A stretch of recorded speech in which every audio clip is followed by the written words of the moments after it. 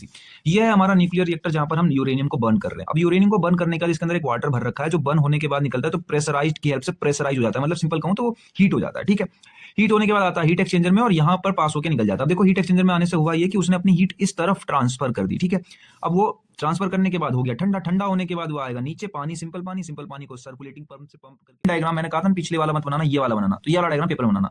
देखो इसमें है कुछ नहीं, मेन चीज आपको खाली ये रिएक्टर समझनी है, बाद बाकी तो आपने सब कुछ समझ रखा है। देखो कैसे, अब रिएक्टर में जो है बाहर से दिख रही है ना आपको, ये बाहर से छोटे छोटे बुंदे बना रखे हैं मैंने, ये जो दिख रही है ये डेट इज कंक्रीट की सील्ड लगा गई है, मतलब एक तरीके से सील्ड बनाई गई है पत्थर रोड़ी गिट्टी विट्टी की, जैसे कह लो आप, जैसे कंक्रीट की सील्ड बनाई गई है। ठीक है, इसके अंदर एक और सील्ड बनाई जाती है जो कि होती है थर्मल सील्ड। छोटा सा चीज है कि ये जो इसके बीच में जो कोर लगी पड़ी है यहाँ पे रिएक्शन हो रही है कोर पे। ठीक है, कोर के नीचे कोई रिएक्शन नहीं हो रही है, कोर पे रिएक्शन हो रही है। ठीक है, अब इसके अंदर कोर पे रिएक्शन हो रही है और जो ये लाइन दिख रही है आपको that is pressurised fuel tube, यानी यहाँ पर हमने भर रखा है वही हमारा D2O, यानी कि हाई हैवी वाटर रिसीवर लगा पड़ा है, जिससे क्या हो रहा है, हीट एनर्जी रिसीव कर रहा है वो। ठीक है, तो देखो जैसे इस पे सन की एनर्जी पड़ती है तो ये गर्म हो जाते हैं और यहाँ से हम ठंडा एचटीएफ मतलब यहाँ पे हीट ट्रांसफर फ्लूइड। ठीक है, हीट ट्रांसफर फ्लूइड जो कि एक जगह से दूसरी जगह हीट को ट्रांसफर करते हैं। बेसिकली यहाँ पर हम यूज कर रहे होते हैं मोल्टन सॉल्ट या ऑयल यूज कर लेते हैं। देखो मैंने लिख के रखा है।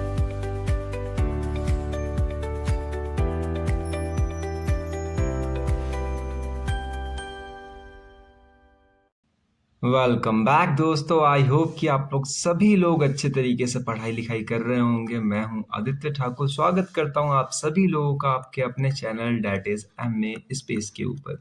अब ये चैनल मैकेनिकल डिज़ाइन बनाया गया, तो मैकेनिकल के सारे सब्जेक्ट मैं यहाँ पर आप लोगों को पढ़ाने वाला हूँ। हमारी एक सब्जेक्ट सीरीज चल रही है that is nothing but power plant engineering, इसका एक शॉर्ट फॉर्म नाम भी है डैट इज PPE। तो आप ये वाला सब्जेक्ट पढ़ रहे हो जिसके मैंने अब तक मैं यूनिट नंबर 1 और यूनिट नंबर 2 दोनों के दोनों यूनिट खत्म कर दिए हैं। आज हम लोग लेकर आए यूनिट नंबर 3 को, और इसका जो सब्जेक्ट कोड होने वाला है, subject code that is BME072। तो ये लेटेस्ट वाला होने वाला। आज मैं आप लोगों के लिए लेकर आया हूँ complete one shot of unit 3। अब वन शॉट किसका, तो यूनिट नंबर 3 का। यूनिट नंबर 3 यानी पूरी की पूरी कंप्लीट हो जाने वाली है सिर्फ एक इस पर्टिकुलर वीडियो के अंदर में। सबसे बड़ी बात मैं आप लोगों को बता देता हूँ कि हमारा जो सिलेबस है ना, बेसिकली वो बेस्ड है AKTU। ठीक है, तो जो AKTU का सिलेबस है सेम सिलेबस हमारे पढ़ाई का भी है, मतलब हमारे सेशन का। तो आई होप कि आप लोगों को अच्छे से पता होगा। अब जिन लोगों को नहीं पता मैं उन लोगों को बता देता हूँ। छोटी सी बात है यहाँ पे कि टेलीग्राम चैनल भी है मेरा जहाँ पे मैं नोट्स प्रोवाइड करता हूँ। ठीक है, अगर आपको नोट्स चाहिए तो आप टेलीग्राम चैनल विजिट कर सकते हो, लिंक आपको डिस्क्रिप्शन में मिल जाएगी या फिर चैनल के डिस्क्रिप्शन में मिल जाएगी। आपकी जहाँ से इच्छा वहाँ से आप जाके विजिट कर सकते हो। जितने नोट्स आपको चाहिए वो वहाँ पे मिल जाएंगे आपको। आपको टेलीग्राम चैनल ज्वाइन कर लेना चाहिए, और एज वेल एज अगर चैनल पे पहली बार हो तो चैनल सब्सक्राइब कर लेना, क्योंकि इतने अच्छे तरीके से एक्सप्लेनेशन वो भी यूट्यूब पे आपको कहीं नहीं मिलने वाली है, क्योंकि सारे पेड बैच में होती है। मैंने यहाँ ऑलमोस्ट फ्री ही कर रखा है, सब कुछ फ्री, आप सब कुछ फ्री देख रहे हो। एंड न्यू चैनल है, हाँ एक सपोर्ट कर देना। वीडियो का लाइक टारगेट मैंने जो है 10 रखा है। आप लोग 10 लाइक टारगेट कंप्लीट कर दोगे तो मैं इसका नेक्स्ट पार्ट बनाकर अपलोड कर दूंगा। देन कंटिन्यू करते हैं। अब देखो यूनिट नंबर 3 का मैंने सिलेबस लिख रखा है जो कि AKTU की वेबसाइट पे भी यही वाला है। अगर आप जाके चेकआउट करोगे तो सेम ही मिलने वाला है। पहला टॉपिक है हमारा न्यूक्लियर पावर प्लांट, जिसके अंदर हम न्यूक्लियर रिएक्टर की क्लासिफिकेशन होती क्या है, न्यूक्लियर पावर प्लांट की साइट सिलेक्शन कैसे होती है वो पढ़ेंगे। देखो उसके बाद ये और ये 5 टाइप के न्यूक्लियर पावर प्लांट होते हैं। हम ये पांचों टाइप के पढ़ेंगे और पांचों सुपर इंपोर्टेंट है, क्योंकि 7 मार्क्स में इन पांचों में से कोई सा ना कोई आता है। ठीक है, उसके बाद कि सब्सटेंस क्या यूज करे जाते हैं रिएक्टर के अंदर, कैसे रिएक्टर कंट्रोल होता है, रिएक्टर के हजार्ड्स क्या क्या होते हैं, रेडियो एक्टिव डिस्पोजल क्या क्या होती है, और न्यूक्लियर जनरेशन इन इंडिया किस तरीके से होती है। ये सारे टॉपिक है न्यूक्लियर पावर प्लांट के अंदर जो हम पढ़ेंगे। दूसरा जो हमारा पावर प्लांट है that is solar power plant. ठीक है, सोलर पावर प्लांट एक तरीके से ग्रीन पावर प्लांट भी कह सकते हो इसके अंदर। तो इसके अंदर सोलर एनर्जी क्या होती है, सोलर कलेक्टर क्या होते हैं। ठीक है, फोटोवोल्टिक पावर सिस्टम, ये 7 नंबर में क्वेश्चन आता है, ये भी 7 में आता है। और एज वेल एज आपके जितने थर्मल पावर प्लांट हो गए इसके, जिसके अंदर देखो पैराबोलिक आती है और टावर वाली आती है, और साथ ही साथ में कंसंट्रेटिंग सोलर थर्मल प्लांट, ये सारे के सारे 7 मार्क्स में आते हैं। हम सबका टिपिकली लेआउट और कंपोनेंट सब कुछ पढ़ने वाले हैं। ठीक है, तो देन शुरू करते हैं। हमारा सबसे पहला जो टॉपिक है that is nuclear power plant. ठीक है, हम सबसे पहले टॉपिक कहां से शुरू कर रहे हैं अपना, न्यूक्लियर पावर प्लांट। 7 मार्क्स का क्वेश्चन न्यूक्लियर पावर प्लांट से आएगा इस यूनिट से, सेक्शन बी के अंदर, और 7 मार्क्स का क्वेश्चन आने वाला है सेक्शन सी के अंदर, वो आएगा सोलर पावर प्लांट से। ठीक है, कभी कभार होता है कि एक न्यूक्लियर से आता है और एक सोलर पावर प्लांट से आता है। ठीक है, तो सोलर न्यूक्लियर पावर प्लांट को शुरू कर रहे हैं हम। तो देखो इसकी डेफिनेशन कभी कभार 2 मार्क्स में AKTU के अंदर पूछ ली जाती है, क्योंकि 2 मार्क्स के क्वेश्चन का कुछ पता नहीं होता कि कौन सा आने वाला है। तो आप डेफिनेशन देख लो इसकी, वैसे तो आपको पढ़नी ही है। तो न्यूक्लियर पावर प्लांट होती क्या है, जो जनरेट करती है इलेक्ट्रिसिटी को यूज करते हुए हीट को, जो कि निकल रही होती है न्यूक्लियर फिजन रिएक्शन से।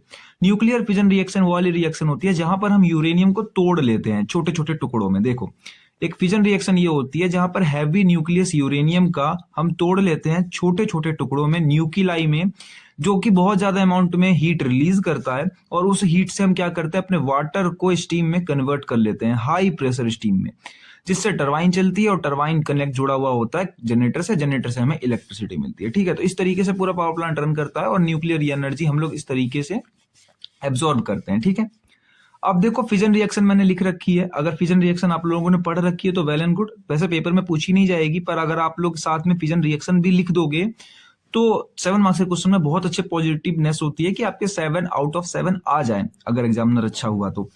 अब देखो एक न्यूट्रॉन लिया हमने यूरेनियम का, या फिर ऐसा कह लो एक एटम लिया हमने, ये न्यूक्लियर चैन रिएक्शन है तो इसमें हम एटम के थ्रू दिखा रहे हैं। ठीक है, अब यूरेनियम की जो वेट होती है वो 235 होती है, एंड देन एटॉमिक नंबर जो होता है उसका वो 92 होता है। ठीक है, तो देखो जब वो स्प्लिट होता है, टूटता है, तो वो एनर्जी रिलीज करता है।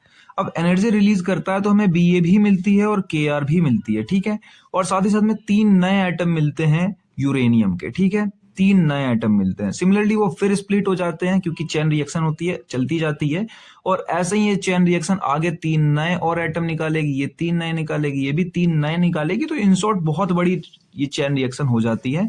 और जो ये रिएक्शन है ये कंटिन्यूअस होती है, मतलब कि इस तरीके से बढ़ती ही जाती है। तो इसको रोकने के लिए हम क्या करते हैं, मॉडरेटर का यूज करते हैं, वो बाद की बात है, बट स्टिल आपको फिजन रिएक्शन समझ में आ गई होगी आई होप कि। देन हम आगे चलते हैं। अब देखो यूरेनियम के कुछ कैरेक्टरिस्टिक्स मैंने खोज के निकाले थे, जो कि आपको समझाने में हेल्प करेंगे कि यूरेनियम कितना ज्यादा खतरनाक हो सकता है अगर उसको गलत यूज करा जाए। तो देखो जैसे 1 किलो यूरेनियम जो है, जो नेचुरल यूरेनियम है, जो हमें मिलता है नेचुरल, आर्टिफिशियल वाला नहीं, नेचुरल वाला, तो नेचुरल यूरेनियम की इंडिया में जो प्राइस है वो समथिंग 4 लाख से ऊपर है। यानी 1 किलो खरीदना है आपको तो 4.5 लाख के अप्रोक्सीमेट बैठेगा, थोड़ा कम ऊपर नीचे। देखो अब 1 किलो यूरेनियम अगर आप जला रहे हो, बर्न कर रहे हो, तो उससे जो एनर्जी निकलेगी वो 82 ट्रिलियन जूल्स निकलेगी। अगर आपको आइडिया नहीं है कि कितनी अमाउंट में एनर्जी है तो आप दूसरी स्टेटमेंट पढ़ सकते हो, इससे आइडिया लग जाएगा कि दिल्ली जैसे बड़े सिटी को जो वहां पे ह्यूज अमाउंट ऑफ एनर्जी चाहिए होती है, उस पूरे सिटी को रन कर सकता है ये 1 या 2 दिन के लिए। इतनी अमाउंट में एनर्जी निकलती है सिर्फ आप 1 किलो यूरेनियम जला रहे हो तो। ठीक है, तो यूरेनियम से बहुत ज्यादा अमाउंट में एनर्जी निकलती है, तो उनको कंट्रोल भी अच्छे तरीके से करना होता है, वरना नुकसान भी बहुत सारा होता है। ठीक है, अब बात करते हैं कि जैसे न्यूक्लियर पावर प्लांट हो गया हमारा, कोई भी आपने पावर प्लांट लगा रखा है, तो उसका सबसे जो मेन चीज होता है ना, that is nuclear reactor. Nuclear reactor के अंदर ही हम यूरेनियम को बर्न करते हैं। ठीक है, तो सबसे ज्यादा जो इंपॉर्टेंट होता है वो होता है न्यूक्लियर रिएक्टर किसी भी न्यूक्लियर पावर प्लांट का, और इसको कहते हैं हार्ट ऑफ द प्लांट, यानी कि प्लांट का जो सबसे मेन इंपॉर्टेंट कोई कंपोनेंट होता है तो वो यही होता है न्यूक्लियर रिएक्टर। अब न्यूक्लियर रिएक्टर के अंदर भी बहुत सारे कंपोनेंट होते हैं, जैसे कि फ्यूल रोड लगा हुआ होता है, जैसे यूरेनियम रखते हैं हम फ्यूल रोड में, कंट्रोल रोड जिससे चैन कंट्रोल करते हैं, रोकते हैं हम अपनी, मॉडरेटर लगा हुआ होता है जो हेल्प करता है कंट्रोल करने में भी और रिएक्शन करवाने में भी, और कूलेंट जिससे हम क्या करते हैं, सबको ठंडा भी रखते हैं ताकि ज्यादा दिक्कत ना हो टेम्परेचर बढ़ने के बाद। अब देखो क्लासिफिकेशन ऑफ न्यूक्लियर रिएक्टर हमारा नेक्स्ट टॉपिक होने वाला है, और ये टॉपिक इंपॉर्टेंट भी है। कभी कभार 7 मार्क्स के अंदर सिर्फ यही क्वेश्चन आता है, न्यूक्लियर पावर प्लांट नहीं आता है, सिर्फ AKTU में ये पूछ लिया जाता है कि क्लासिफिकेशन बताओ न्यूक्लियर रिएक्टर के। तो न्यूक्लियर रिएक्टर के बहुत सारे क्लासिफिकेशन है, ज्यादा नहीं है पर हैं, थोड़े से हैं इसके, जैसे कि based on neutron energy, neutron की एनर्जी पे। दूसरा है फास्ट रिएक्टर, कितनी तेज रिएक्ट कर रहे हैं। तीसरा बेस्ड ऑन मॉडरेटर टाइप, की आपने मॉडरेटर कौन सा यूज किया, आगे की आपने कूलेंट कौन सा यूज किया है, उसके आगे आपने फ्यूल कौन सा यूज किया है। बेस्ड ऑन पर्पस, कि क्या पर्पस रहा आपको इसको बनाते समय। उसके बाद ब्रीडिंग कैपेसिटी, कि आपकी जो अंदर रिएक्शन हो रही है वो तेज हो रही है या धीरे हो रही है। And then based on structural design, कि आपका जो ढांचा है बाहर से दिखता है वो किस तरीके से दिखता है। ठीक है, तो एक एक करके डिटेल में बात करते हैं क्योंकि 7 मार्क्स का क्वेश्चन है। Based on neutron energy, neutron मतलब वही आपके जो एटम है उसके अंदर यूरेनियम के, उसकी बात कर रहे हैं। तो देखो पहला होता है थर्मल रिएक्टर, दूसरा होता है फास्ट रिएक्टर। इसके 2 पार्ट होते हैं। थर्मल मतलब जहां पर आपके न्यूट्रॉन थर्मल एनर्जी रिलीज करेंगे और धीरे धीरे काम करेंगे, जहां पर आपको मॉडरेटर की भी जरूरत होगी, और मॉडरेटर में हम यूज करते हैं बेसिकली वाटर, हैवी वाटर या ग्रेफाइट। ठीक है, मॉडरेटर में एग्जाम्पल के लिए यहाँ पे pressurise water reactor, boiler, water reactor, या फिर ये जो फुल फॉर्म है वो आपको बाद में बताऊंगा, CANDU कंडू भी है हमारा यहाँ पे, ठीक है।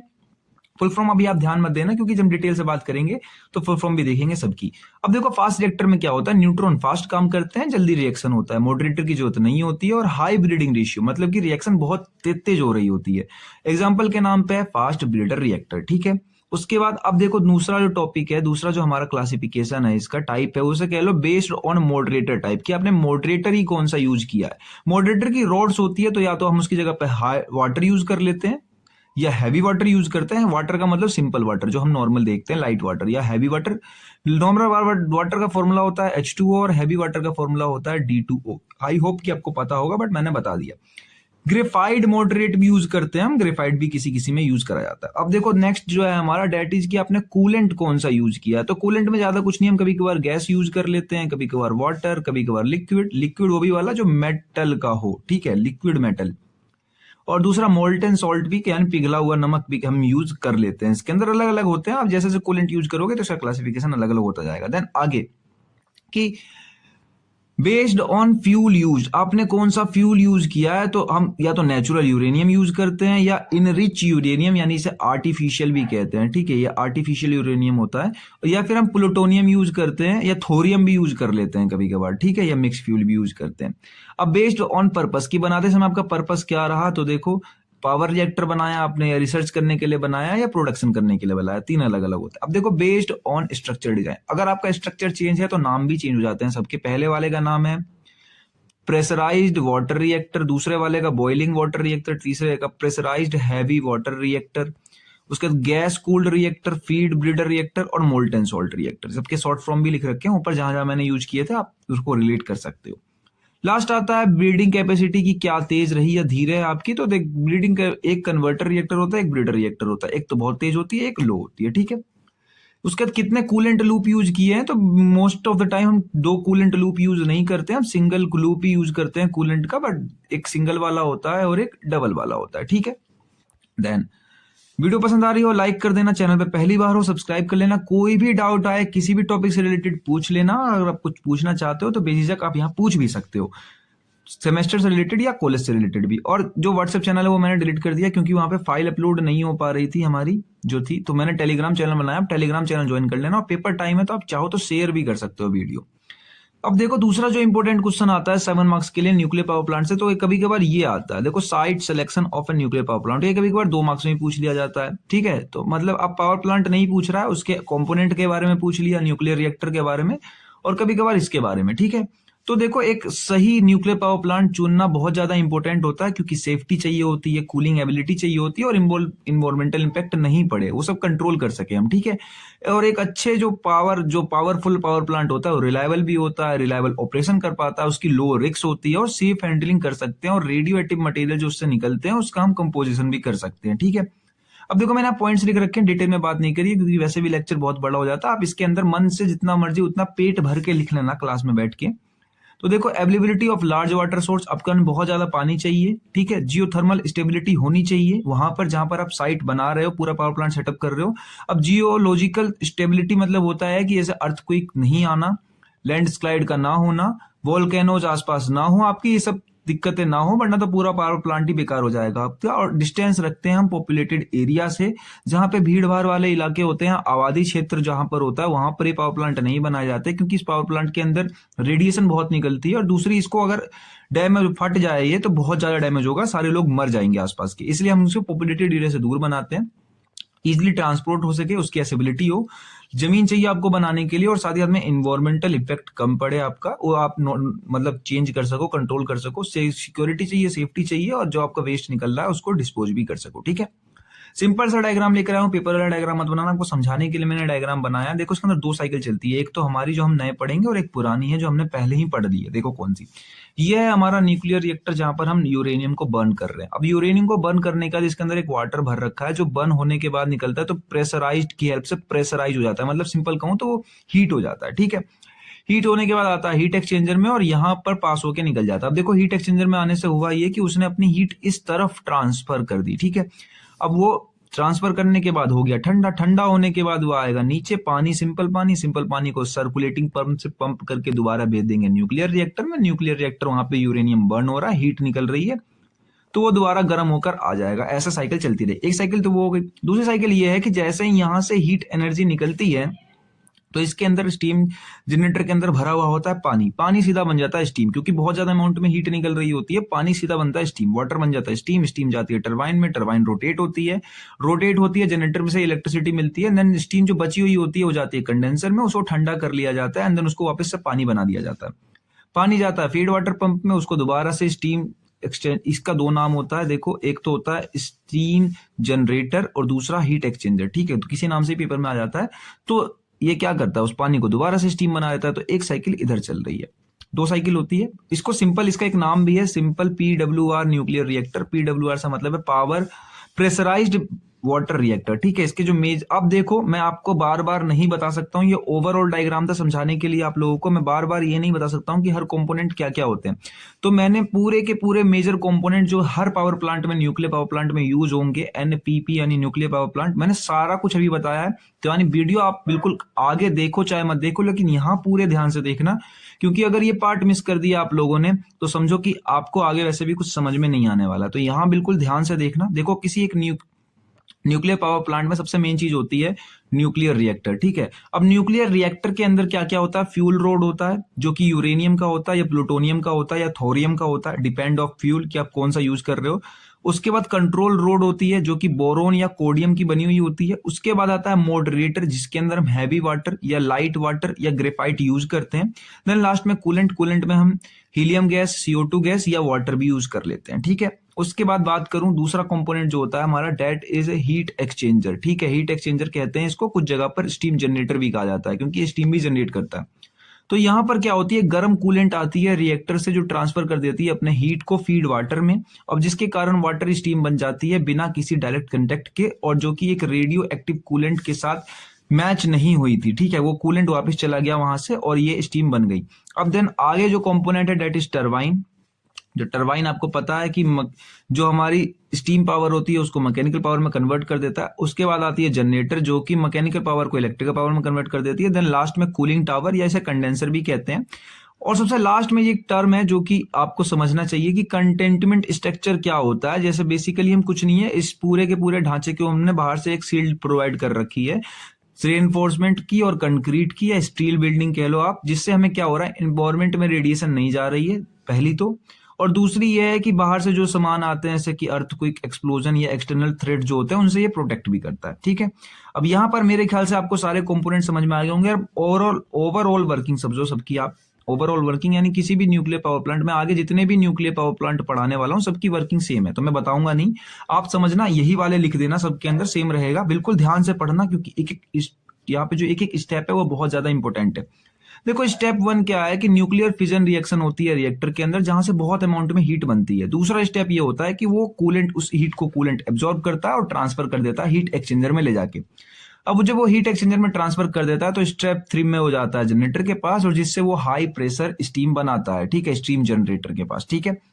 फोर्थ स्टेप में क्या होता है कि स्टीम हिट करती है उस टरबाइन के ऊपर, टरबाइन रोटेट होती है। फिफ्थ स्टेप में जनरेटर में हमें इलेक्ट्रिसिटी मिलती है, एंड देन सिक्स्थ स्टेप में उसको ठंडा कर लिया जाता है और वापस से पानी बना के यूज करा जाता है, ठीक है। तो इस पूरे के पूरे फिनोमिनन को कभी कभार AKTO में इस नाम से भी आया है कि Rankine cycle with nuclear heat source. तो डेट मीन्स यही होता है, इसका मतलब ही साफ साफ ये है कि NPP न्यूक्लियर पावर प्लांट। तो न्यूक्लियर पावर प्लांट का एक नया नाम आप लोगों ने देखा होगा, नया नाम क्या है, that is Rankine cycle with nuclear heat source, ठीक है। इस नाम से भी पेपर में आया तो मैंने लिख दिया। अब देखो एडवांटेज, आप सेम एडवांटेज सारे न्यूक्लियर पावर प्लांट में यूज कर सकते हो। देखो एडवांटेज क्या है कि बहुत ज्यादा एनर्जी निकलती है, डेंसिटी ऐसा समझो कि 1 किलो यूरेनियम आपने जलाया, जो एनर्जी निकली वो सीधा 25 लाख किलो कोल के बराबर होती है, ठीक है। तो मतलब समझ जाओ कि अब कितनी ज्यादा एनर्जी हम प्रोड्यूस करते हैं सिर्फ 1 किलो यूरेनियम जला के। उसके बाद लो कॉस्ट होती है, ऑपरेटिंग कॉस्ट इसकी लो होती है, ठीक है, याद रखना ऑपरेटिंग कॉस्ट लो होती है।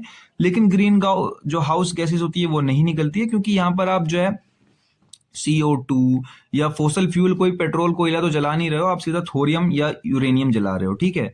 उसके बाद रिलायबल होती है, based on load power, load power सहन कर सकती है, एंड देन बहुत जो कम जगह चाहिए होती है फ्यूल के लिए। सोचो आप 25 लाख किलो कोल कहाँ रखते, अब सिंपल आपको 1 किलो यूरेनियम रखना है, ठीक है। अब डिसएडवांटेज क्या होती है कि इसको सेटअप करना बहुत हाई होता है, बहुत ज्यादा हाई कॉस्ट होती है इसकी सेटअप कॉस्ट।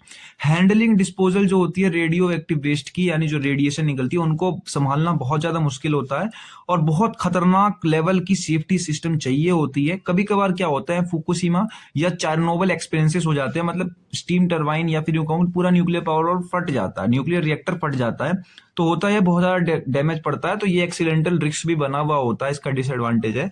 एंड साथ में जो डिकम्पोज करना होता है तो उसकी कॉस्ट बहुत हाई आती है आपके रेडियो एक्टिव वेस्ट को, ठीक है।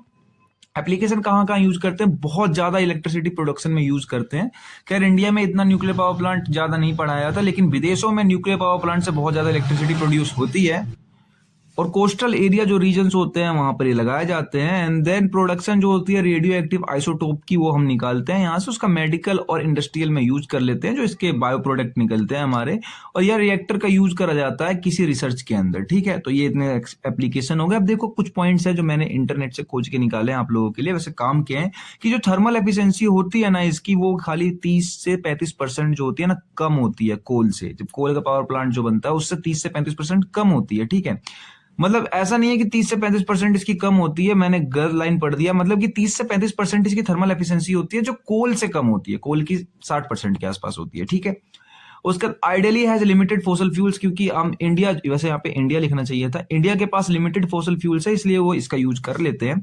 यूरेनियम थोरियम हम बनाते हैं और ये सपोर्ट करते हैं थर्मल एनर्जी, जो टर्म जो एनर्जी है उसको निकालने में। थोरियम, प्लूटोनियम, यूरेनियम ये सब यूज करा जाता है इनके अंदर।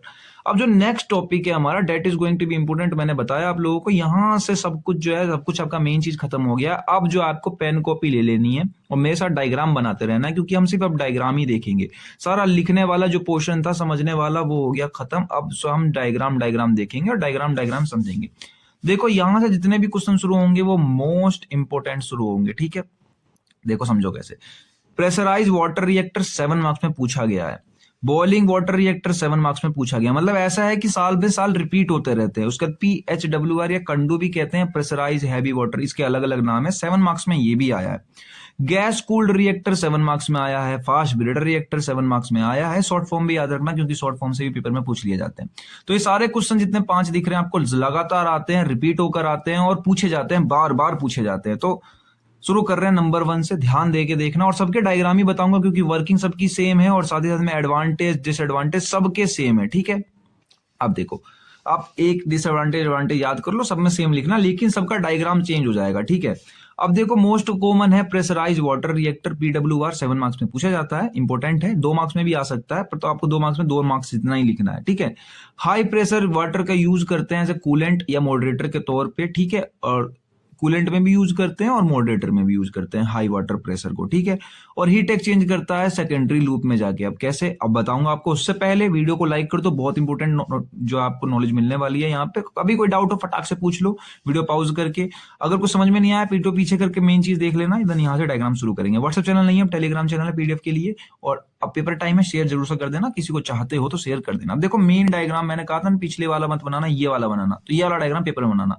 देखो इसमें है कुछ नहीं, मेन चीज आपको खाली ये रिएक्टर समझनी है, बाद बाकी तो आपने सब कुछ समझ रखा है। देखो कैसे। अब रिएक्टर में जो है बाहर से दिख रही है ना आपको, ये बाहर से छोटे छोटे बूंदे बना रखे हैं मैंने, ये जो दिख रही है ये डेट इज कंक्रीट की सील्ड लगा गई है, मतलब एक तरीके से सील्ड बनाई गई है, पत्थर रोड़ी गिट्टी विट्टी की, जैसे कह लो आप, जैसे कंक्रीट की सील्ड बनाई गई है, ठीक है। इसके अंदर एक और सील्ड बनाई जाती है जो कि होती है थर्मल सील्ड, ठीक है, थर्मल सील्ड, जिससे रेडिएशन बाहर ना निकले, ठीक है। 2 सील्ड तो आपको समझ में आ गई। अब देखो इसकी मेन वर्किंग क्या है। इसके अंदर जो काले काले दिख रहे हैं आपको, ये और ये है फ्यूल। देखो मैंने उल्टा लिख रखा है, ये है फ्यूल, ठीक है। और जो ये मोटे मोटे दिख रहे हैं आपको, ये थोड़े थोड़े बड़े बड़े बना रखे हैं, ये है मॉडरेटर, ठीक है, ये मॉडरेटर है। और जो काले काले दिख रहे थे वो है फ्यूल। मैं काले काले को काले से ही कर देता हूँ, ये और ये काले काले फ्यूल हैं हमारे, और जो मोटे मोटे दिख रहे हैं वो मॉडरेटर है। फ्यूल मतलब वही यूरेनियम थोरियम जो भर रखा है हमने, और जो ऊपर से जा रहे हैं that is control rod, control करने के लिए रिएक्शन को। अब रिएक्शन शुरू होगी तो फ्यूल से होगी, मॉडरेटर उसको चलाएगा, देन कंट्रोल रोड से हम कंट्रोल कर लेंगे, ठीक है। अब देखो इसमें क्या है कि इसमें सिंपल हम नॉर्मल पानी डाल रहे हैं, जो यहाँ पर रिएक्शन हो रही है, तो यहाँ पर रिएक्शन होने से क्या हो रहा है, हीट प्रोड्यूस हो रही है, खूब सारी रिएक्शन हो रही है, यहाँ से हमें क्या मिल रही है, हीट मिल रही है, यानी ये जगह बहुत ज्यादा गर्म है। अब गर्म है तो क्या हो रहा है, यहां से जो सिंपल पानी जा रहा है वो हीट अप होके बाहर निकल रहा है, यानी प्रेशराइज्ड होके बाहर निकल रहा है, ठीक है, प्रेशराइज्ड हॉट वाटर होके बाहर निकल रहा है और वो सिंपल आ रहा है जाके हीट एक्सचेंजर में और यहां पर आने के बाद अपने हीट को इधर ट्रांसमिट कर दे रहा है, ठीक है।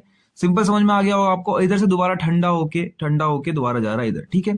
अब क्या है, इधर हमने इसके अंदर जो है भर रखा है अपना पानी, सिंपल पानी।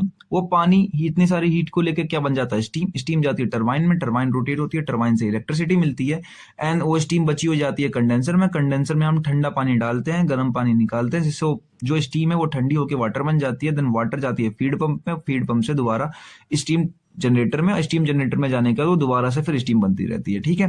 तो डेट्स इट, इतना ही था इसके अंदर। इसकी वर्किंग आपको समझ में आ गई होगी और इसी का जो 7 मार्क्स में क्लासिफिकेशन और सब कुछ आप सब कुछ कर सकते हो। इसकी वर्किंग समझाओ, इसके कंपोनेंट समझाओ, सारे कंपोनेंट आपको पता है। तो अगर आप इतना लिख दोगे तो डेट मीन 7 मार्क्स आपके पक्के, ठीक है। अब देन चलते हैं हम सेकंड वाले पे, बॉइलिंग वाटर रिएक्टर के ऊपर। Boiling water reactor that means BWR, इस नाम से भी पेपर में पूछा जाता है कि BWR न्यूक्लियर पावर प्लांट कौन सा होता है, उसकी कंस्ट्रक्शन वर्किंग सबको समझाओ। तो देखो ये बॉयलर को क्या करता है, बॉयल्स करता है इनसाइड द रिएक्टर कोर। पिछली बार क्या था, हम एक स्टीम जनरेटर का यूज कर रहे थे, बट ऐसा कुछ नहीं है। इस बार हम सीधा ही रिएक्टर के अंदर बॉयलर को हीट कर देंगे और स्टीम सीधा जाती है टरबाइन के अंदर और सिंपल डिजाइन होता है higher radiation handling in steam line, ठीक है। अब देखो क्या है, इसके अंदर कुछ चेंज नहीं है। मेन चीज आपको रिएक्टर समझनी है, सबकी रिएक्टर सेम है, बाद बाकी रिएक्टर चेंज है, बाद बाकी सब कुछ सेम है। देखो अब जिसके बीच में जो दिख रही है ये वाली आपको, डेट इज सील्ड, जो कि रेडिएशन सील्ड है, और जो बाहर से दिख रही है आपको ये वाली, ये है बाहर वाली सील्ड, ठीक है, मतलब कंक्रीट की सील्ड। अब देखो जो इसके अंदर छोटे छोटे काले काले दिख रहे हैं आपको, डेट सेट फ्यूल, हमारे फ्यूल हैं, और जो बड़े बड़े दिख रहे हैं डेट इज मॉडरेटर, ये मॉडरेटर हो गए, ठीक है। इसके अंदर जो भरा हुआ है कुछ नहीं है, यहाँ जो पानी सिंपल आ रही है वो भरी हुई है नीचे, और यहाँ पर बहुत सारी हीट एनर्जी हो रही है, रिएक्शन हो रही है। तो इसके कारण क्या प्रोड्यूस हो रही है, यहाँ पे हीट के कारण ये पानी अपने आप ही जो है वेपर में बन जा रही है। और यहाँ पे वेपर बोलो, स्टीम बोलो, स्टीम बन गई है। ये वाली जो पानी थी वाटर स्टीम बन चुकी है। ऊपर हमने एक रास्ता दे रखा है उसको, रास्ते से जा रही है टरबाइन में, टरबाइन से इलेक्ट्रिसिटी, एंड देन टरबाइन से जनरेटर, जनरेटर से इलेक्ट्रिसिटी, और जो बची हुई स्टीम कंडेंसर में, कंडेंसर से ठंडा करके पानी बना दिया। देन पानी बनाने के बाद पंप में जा रही है, पंप से जा रही है वापस से इसी रिएक्टर के अंदर। तो इससे फायदा क्या हुआ, इसमें हमें हीट एक्सचेंजर लगाना नहीं पड़ा, ठीक है। समझ में आ गया होगा। देन नेक्स्ट पे चलते हैं। कुछ ज्यादा चेंज तो हो नहीं रहे हैं, बस खाली मेन चीज रिएक्टर चेंज हो रही है, ठीक है। और नेक्स्ट है हमारा PHWRCANDU, 2 नाम है इसके। अब देखो नाम पे ध्यान रखना, इसका PHWR से भी 7 मार्क्स में क्वेश्चन आया है, CANDU नाम से भी पेपर में क्वेश्चन आया है 7 मार्क्स का, और फुल फॉर्म से भी आता है, जैसे प्रेशराइज्ड हैवी वाटर रिएक्टर के नाम से भी 7 मार्क्स में आया है, और कैनेडियन ड्यूटेरियम यूरेनियम और हैवी वाटर के नाम से भी इसका पेपर में क्वेश्चन आया है। डेट मीन्स आपको समझना क्या है कि इस क्वेश्चन का देखो नाम, इस नाम से पेपर में आया है, इस नाम से भी आया है, इस नाम से भी आया और एज वेल इस नाम से भी। 4 नाम है इसके, चारों नाम ध्यान से रखना, शॉर्ट फॉर्म भी फुल फॉर्म भी। तो इस नाम से पेपर में क्वेश्चन आया है। अब इसके अंदर हम मेन चीज क्या करते हैं, हम हैवी वाटर यूज करते हैं कूलेंट के तौर पे, और जो नेचुरल यूरेनियम होता है इसका, जो नेचुरल यूरेनियम यूज करते हैं इसके अंदर, या फिर जो हमारे इंडिया के अंदर कहाँ कहाँ यूज होता है, तो इन 2 जगह पर यूज होता है। अब देखो मेन इसका डायग्राम बहुत से बच्चे देख के डर जाते हैं, बट डरने वाली कुछ बात है नहीं, बहुत आसान डायग्राम है।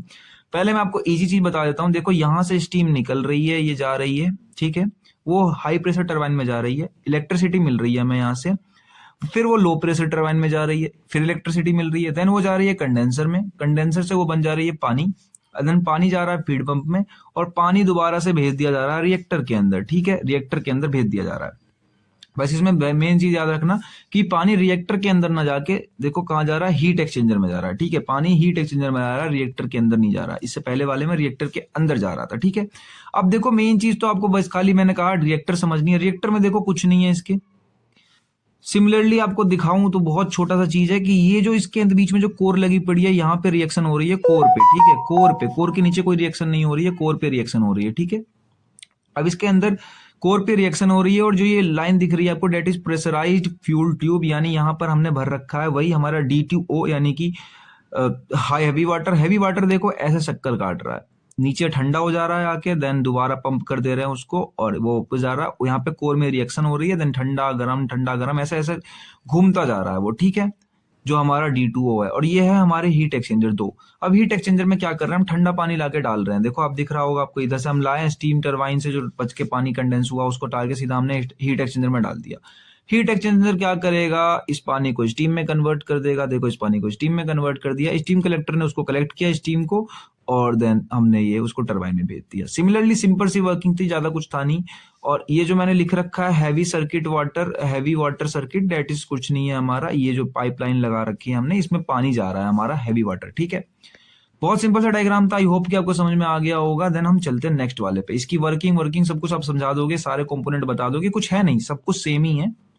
नेक्स्ट आता है हमारा feed water fast breeder reactor. That mean इसके अंदर जो रिएक्शन होती है ना वो बहुत तेज होती है, इसके हम मॉडरेटर लगाते ही नहीं है, ठीक है। मॉडरेटर रिएक्शन को कंट्रोल भी करता है, थोड़ा रोकता भी है, इसलिए हम इसके अंदर मॉडरेटर लगाते ही नहीं है। अब देखो फास्ट न्यूट्रॉन इसके अंदर काम करते हैं, प्रोवाइड मोर फ्यूल, ज्यादा फ्यूल चाहिए होता है इसका, जो कि कंज्यूम करता है ये, ठीक है। उसके बाद इंडिया भी डेवलप कर रहा है, इसलिए 3 स्टेज पे इस न्यूक्लियर प्रोग्राम का यूज करता है, ठीक है। अब देखो कैसा, इसका डायग्राम थोड़ा सा कॉम्प्लेक्स सा लग रहा होगा, बट आपको सबसे मेन चीज बताता हूँ, इसका डायग्राम सबसे आसान सा लगेगा आपको देखने के बाद। देखो सिंपल सा, इसके अंदर तो आपको फ्यूल भी नहीं लगानी है, जहां पे फ्यूल होती थी ना वो भी नहीं लगानी है, क्योंकि इसके फ्यूल कह रहा हूँ मॉडरेटर। देखो जो ये दिख रही है ये तो फ्यूल हो गई हमारी, ये फ्यूल हो गई, मॉडरेटर लगाना ही नहीं है। सिंपल रिएक्टर की बाहर सील्ड हो रखी है और अंदर जो हो रखी है वो रेडिएशन की सील्ड है, इतना तो आपको समझ में आ गया होगा।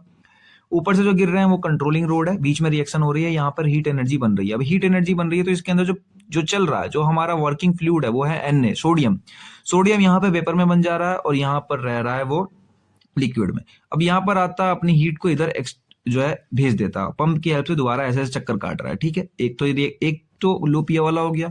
अब यहाँ पर हमने रख रखा है सोडियम पोटाशियम, जो कि और ज्यादा जो है ठंडा होने पे, मतलब इसका लो बॉइलिंग पॉइंट और कम है, बॉइलिंग पॉइंट इसका और कम है, ठीक है। तो इसके कारण ये और कम टेम्परेचर पे ही ज्यादा जल्दी स्टीम में बन जा रहा है, टेम्परेचर उसका स्टीम का हाई हो रहा है, तो वो जहां पर जा रहा है देन अपनी हीट को इधर एक्सपेंड करते रहा है, देन इधर चक्कर लगा रहा है, ठीक है।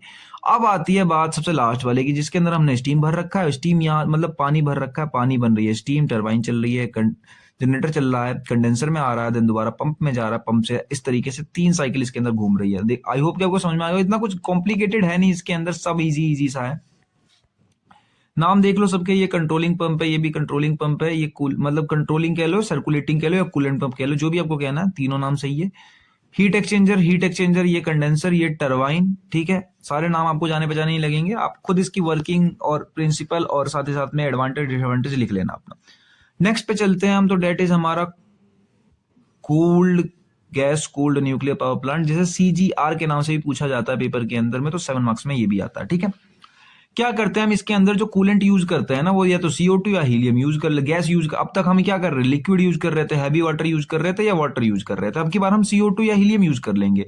प्राइमरी कूलेंट को यूज करते हैं हम, या फिर कोई लिक्विड मेटल यूज कर लेते हैं इसके अंदर। देखो ग्रेफाइट का मॉडरेटर होता है, मॉडरेटर वही होता है ग्रेफाइट का, और यूरेनियम फ्यूल हम इसके अंदर नॉर्मली यूज कर रहे होते हैं, ठीक है।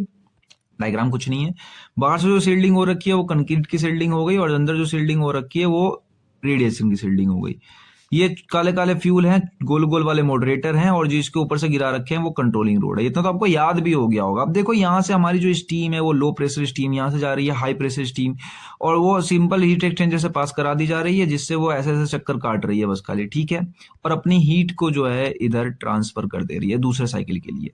दूसरा साइकिल क्या, सिंपल इसके अंदर हमने पानी भर रखा है, पानी जा रहा है, स्टीम बन रहा है, टरबाइन चला रहा है, जनरेटर चला रहा है, वापस आ रहा है कंडेंसर में जा रहा है, कंडेंसर से पानी बन जा रहा है, देन फीड वाटर, इस तरीके से वर्क कर रहा है। ज्यादा कुछ नहीं है इसके अंदर। इसमें खाली मेन चीज आपको ध्यान कर रखनी है कि हमने हीट एक्सचेंजर जो है ना वो हीट एक्सचेंजर ही उठा के पूरा का पूरा कहां रख दिया है, रिएक्टर के अंदर रख दिया है, ठीक है। बहुत सिंपल था। इसके अंदर देखो मैंने पॉइंट्स लिख रखे हैं, बता भी दिया आपको कि CO2 और हीलियम कूलेंट के नाम पे यूज करी जाती है, और ग्रेफाइट मॉडरेटर होता है इसके अंदर, ठीक है, और यूरेनियम यूज करते हैं।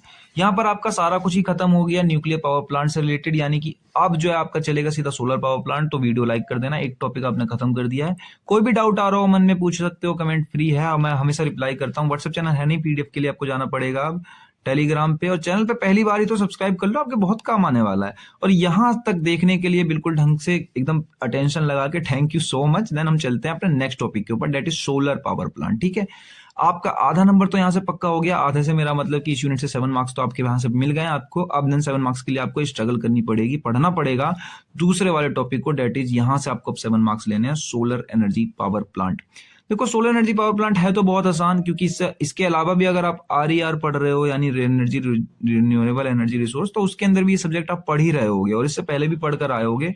ये टॉपिक आपकी सोलर एनर्जी पावर प्लांट होता क्या, बट इतने डिटेल में अभी तक आपने नहीं पढ़ा होगा। मैं कोशिश करूंगा पूरे डिटेल में पढ़ाने की। दिन शुरू करते हैं। अब सोलर एनर्जी पावर प्लांट पढ़ने से पहले मेरा मानना तो आपको पहले पढ़ लेना चाहिए कि व्हाट इज सोलर एनर्जी, क्योंकि पावर प्लांट तो आप पढ़ के इतने पढ़ चुके हो कि पूरा पावर प्लांट ही पढ़ चुके हो। अब वह खाली मेन चीज में आती है, अलग जो आ रही है वो आ रही है सोलर एनर्जी। तो सोलर एनर्जी कभी कभार एकेटीयू में 2 मार्क्स के अंदर पूछ ली जाती है, तो थोड़ा ढंग से पढ़ना। ऐसा नहीं है कि मैं ऐसे ही पढ़ा रहा हूँ, एकेटीयू के अंदर 2 मार्क्स में पूछी जाती है सोलर एनर्जी, ठीक है। तो सोलर एनर्जी एक तरीके से रेडियंट लाइट होती है जो कि हमें हीट से, सन से मिलती है, ठीक है, जहां से हीट मिल रही होती है, जिसको हम कन्वर्ट कर लेते हैं अपने यूजेबल पावर में बाद में, जैसे कि इलेक्ट्रिसिटी या हीट, जो भी इंसान को चाहिए होती है इंसान के यूज के लिए, ठीक है। एक लाइन में आपको समझ में आ गई। एक ऐसी रेडियंट लाइट जो कि हमें सन से मिलती है। जो जो पॉइंट ज्यादा मेन थे मैंने उन्हें पहले से ही हाईलाइट कर रखा है। अब देखो, इसको कन्वर्ज करने के 2 तरीके होते हैं, 2 तरीके, और दोनों तरीके से ही पेपर में कभी वैसे कन्वर्ज मेथड नहीं आता है, बट अगर आप लिख दोगे तो बहुत बढ़िया। पर इस कन्वर्ज मेथड के अंदर अंदर पॉइंट है, ये दोनों पेपर में पूछे जाते हैं कि फोटोवोल्टिक सिस्टम क्या होता है या सोलर थर्मल सिस्टम क्या होता है। 2 नंबर में दोनों में पूछे गए हैं। तो देखो, फोटोवोल्टिक सिस्टम क्या होता है कि हम सनलाइट को डायरेक्ट कन्वर्ट कर लेते हैं इलेक्ट्रिसिटी में, और या सेमीकंडक्टर की मटेरियल की हेल्प से। लेकिन सोलर थर्मल मटेरियल सिस्टम क्या होता है कि हम पहले तो सन की हीट को लेते हैं, जिससे अपना पानी या हवा या जो भी स्टीम है उसको गर्म करेंगे।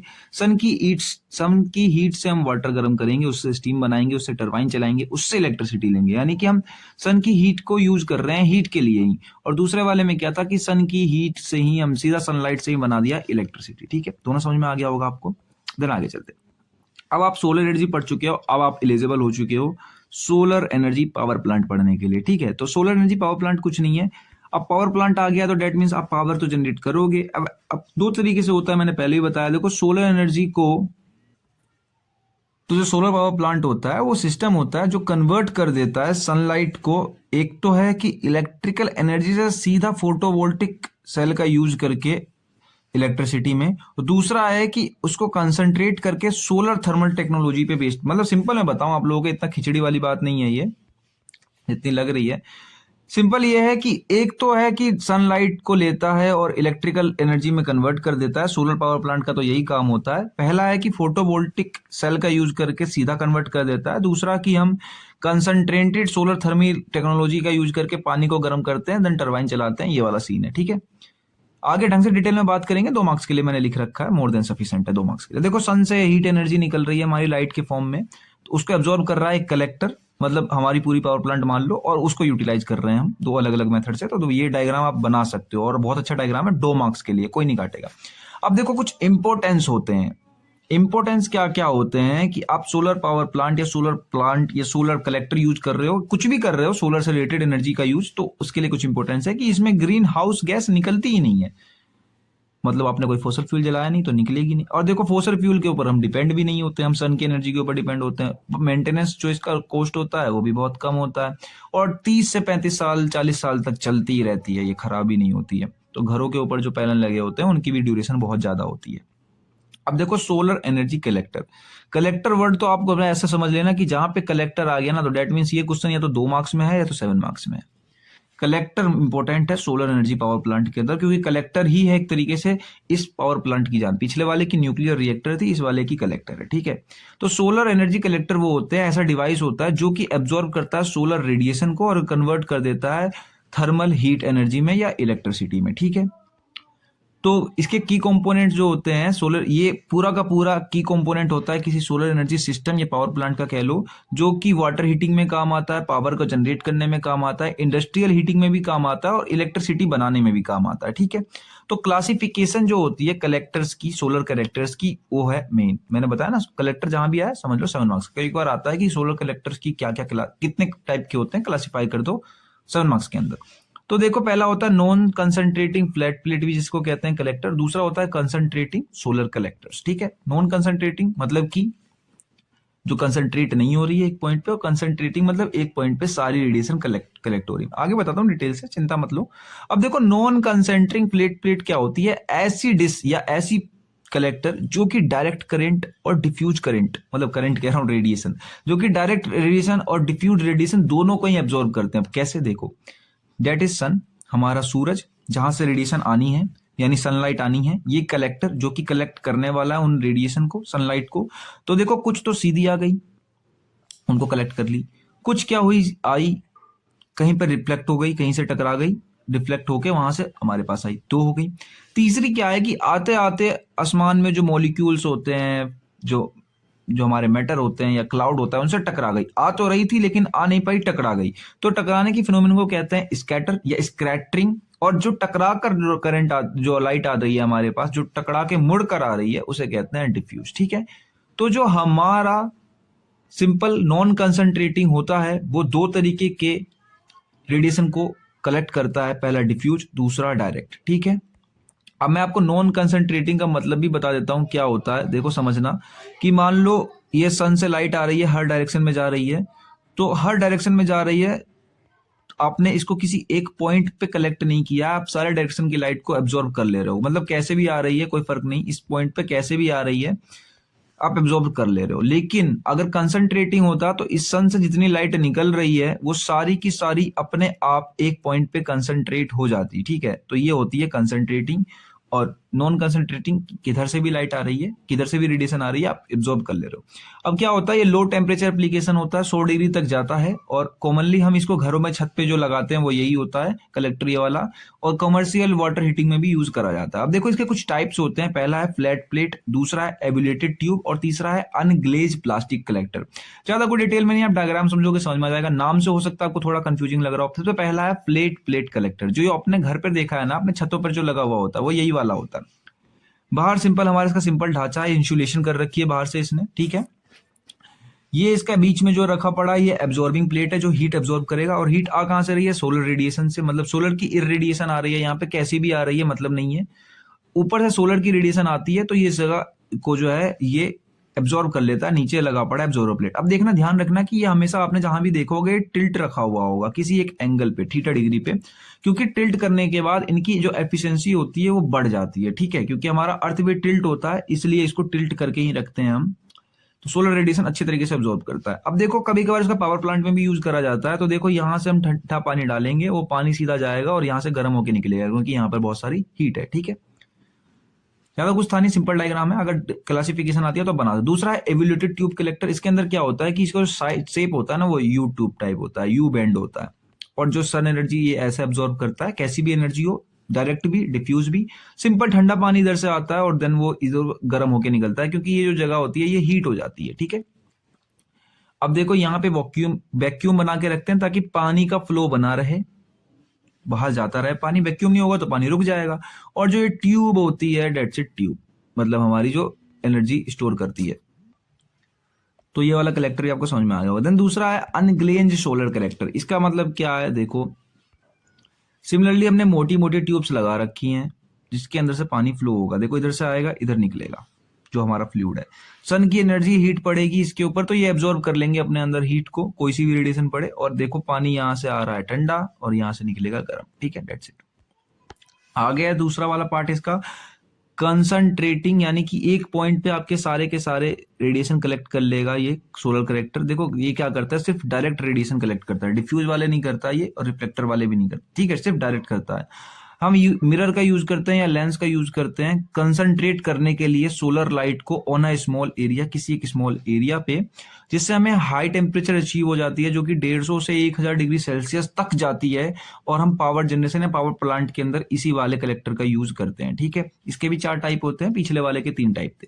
पहला पैराबोलिक थ्रो कलेक्टर, दूसरा पैराबोलिक डिस्क कलेक्टर, तीसरा सोलर टावर, और लास्ट है लीनियर फाइनेंशियल कलेक्टर। एक एक करके डिटेल में बात करते हैं। 7 मार्क्स में आएगा तो वैसे भी आपको सब कुछ समझाना पड़ेगा ही। अब देखो पैराबोलिक थ्रो कलेक्टर, ये होता क्या है पैराबोलिक थ्रो कलेक्टर। देखो कि एक पैराबोलिक मिरर का यूज करते हैं सनलाइट को फोकस करने के लिए एक रिसीवर पाइप के ऊपर। वर्किंग फ्लूइड ऑयल ले लो या मोल्टन सोल्ट या स्टीम, जो भी इसके अंदर आप भरना चाहो। और टेम्परेचर 150 से लेकर 400 डिग्री सेल्सियस तक जाता है। और इसको अंदर हम CSP, जो है कि हमारी यहाँ पे CSP पावर प्लांट होती है, जिसके बारे में हम आगे बात करेंगे। वैसे कंसंट्रेटिंग सोलर प्लांट होती है, सिंपल बताऊं तो आपको, उसके अंदर यूज करते हैं। अब देखो ये एक पैराबोलिक तरीके से डिश लगा रखी है इसने, डिश तो नहीं कहेंगे, इसे प्लेट कहेंगे। एक पैराबोलिक लंबी सी प्लेट होती है जिसपे कैसी भी लाइट पड़े वो सीधा रिफ्लेक्ट होकर रिफ्लेक्टर पर ही आएगी। देखो ऐसे भी पड़ रही है तो भी रिफ्लेक्ट होकर बीच में रिसीवर पर ही जा रही है। रिसीवर क्या है, रिसीवर एक पतली सी पाइप लगा रखी है हमने ऐसे, जो कि बहुत हीट हो जाती है। यहाँ पे क्या हो जाती है, बीच में हीट हो जाती है। यहाँ से हम पानी डालते हैं, देन यहाँ से निकालते हैं तो पानी गर्म होकर निकलता है। ठीक है, इसको रिसीवर ट्यूब कहते हैं। आई होप कितना समझ में आ गया, बहुत सिंपल सा डायग्राम था। आपको अगर नोट चाहिए टेलीग्राम पे जाना, चैनल का नाम मैक AKTU है, लाइक कर दो वीडियो पसंद आ रही हो, और कमेंट जरूर से कर लेना, मस्ट नीडेड है ये, अगर आपको समझ में आ रहा है तो भी, और आगे के लेक्चर चाहिए तो भी कर देना, एंड देन शेयर कर देना। पेपर टाइम आ गया। पैराबोलिक डिस्क कलेक्टर दूसरा होता है हमारा, डेट सेट कुछ नहीं है, बहुत सेम है उसी की तरह, अगर आपने उसे समझ लिया तो बहुत बढ़िया। डिस्क शेप होता है, कंसंट्रेटिंग फोकस सनलाइट एक सिंगल पॉइंट के ऊपर करते हैं, 800 से लेकर 1000 डिग्री सेल्सियस तक जाता है, और ये स्ट्रीलिंग इंजन को चलाता है। स्ट्रीलिंग इंजन एक ऐसा इंजन होता है जो कि सीधा हीट एनर्जी को कन्वर्ट कर देता है मैकेनिकल वर्क में, ठीक है। स्ट्रीलिंग इंजन को चलाता है, इससे पावर प्लांट नहीं चलाते, हम स्ट्रीलिंग इंजन चलाते हैं। देखो ये पैराबोलिक डिश ये हो गई, इसके ऊपर कैसे भी सनलाइट आएगी सीधा टुप्पे पे जाएगी। टुप्पा मतलब हमारा जो टॉप का जो रिसीवर है, ठीक है, इसको कहीं कहीं पे TUPPA भी कहते हैं, टुप्पा। मतलब सिंपल, कुछ कुछ किताबों में लिखा पढ़ा देखा था मैंने। तो जो ये रिसीवर है ना, यही रिसीवर बहुत ज्यादा हीट हो जाता है, जो कि 800 से लेके आपने भी पढ़ा होगा 1000 डिग्री सेल्सियस तक। पीछे की चीज है रिफ्लेक्टर ट्रेकिंग स्ट्रक्चर, ये डिस्क का रिफ्लेक्टर है, और ये रिफ्लेक्टर को सपोर्ट करने के लिए छोटे छोटे ग्रिड लगा रखे हैं हमने। डायग्राम सिंपल है, आपको वर्किंग समझनी है, खाली है क्या, बाद बाकी तो आप खुद भी बना लोगे। देन आगे आता है हमारा solar power tower. Solar power tower के ऊपर 7 मार्क्स में क्वेश्चन आता है, बट कलेक्टर के ऊपर नहीं, पावर प्लांट के ऊपर। पावर प्लांट भी पढ़ेंगे हम सारे कलेक्टरों का, ठीक है, कैरेक्टर को जितने भी कलेक्टर पढ़ रहे हो उन सबका पावर प्लांट भी पढ़ेंगे हम। अब देखो 1000 of heliostat mirrors, heliostat mirror जो बताऊंगा आपको आगे क्या होता है, जो रिफ्लेक्ट करते हैं सनलाइट को किसी एक सेंट्रल रिसीवर पे जो टावर पे लगा हुआ होता है। बेसिकली हम ड्राइव करते हैं इंजन को, जो कि हम मोल्टन सोल्ट, जो पानी वानी जो भर के रखो आप इसके अंदर, वैसे तो मोल्टन सोल्ट भर के रखा जाता है, उससे हम इंजन चलाते हैं हमारी पूरी की पूरी टरबाइन। अब देखो हेलियो स्टेट मिरर क्या होता है, एक तरीके का डिवाइस होता है जो ऑटोमेटिकली अपने आप को ट्रैक करता है सन के मूवमेंट के साथ, और उसकी रिफ्लेक्शन जो लाइट की है वो सीधा एक स्टेशनरी पॉइंट पे टारगेट करके रखता है। जो स्टेशनरी पॉइंट है वो ये हो गया हमारा, ठीक है। अब देखो सन है यहाँ, सन से लाइट आ रही है और हेलियो स्टेट से टकराकर सीधा जा रही है इस पे रिसीवर पे, सेंटर टावर के रिसीवर पे, ठीक है। कुछ है नहीं, ये हमारा सेंट्रल टावर हो गया, ये छोटे छोटे हेलियो स्टेट हो गए जितने लगे पड़े हैं। हेलियो स्टेट यहाँ पे बहुत सारे लगा के रखते हैं, बहुत ज्यादा जगह में लगा के रखते हैं, जिससे ये सीधा रिफ्लेक्ट करके सीधा इसके ऊपर भेज देता है, इस रिसीवर के ऊपर, और रिसीवर से हमें क्या मिलती है, यहाँ से हमें मिल जाती है हीट एनर्जी, ठीक है, हीट एनर्जी से हम अपना पावर प्लांट चलाते हैं, ठीक है। दूसरा वाला है लीनियर फेरेंशियल रिफ्लेक्टर। इसका काम क्या होता है, देखो सब सेम से ही लगेंगे, खाली थोड़ा थोड़ा डायग्राम सबका अलग है।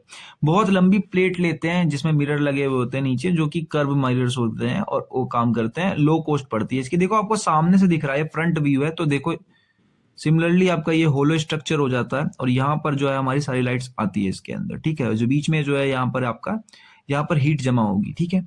सिंपली एक लाइट आएगी, वो लाइट टकराएगी, एंड टकराने के बाद जाएगी सेंटर में।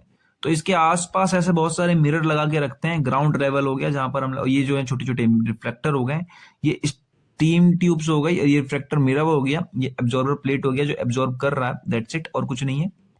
अब सामने से फ्रंट व्यू देख रहे हो तो आपको लग रहा है कि ये खड़ा है, बट ऐसा है नहीं, ये बहुत लंबा होता है, बहुत लंबा, डेट मीन्स वेरी लॉन्ग, बहुत इसकी लंबाई इसकी बहुत लंबी और लंबे होते हैं, ताकि सारे आसपास जितने भी रिफ्लेक्टर है सब बीच में जाए।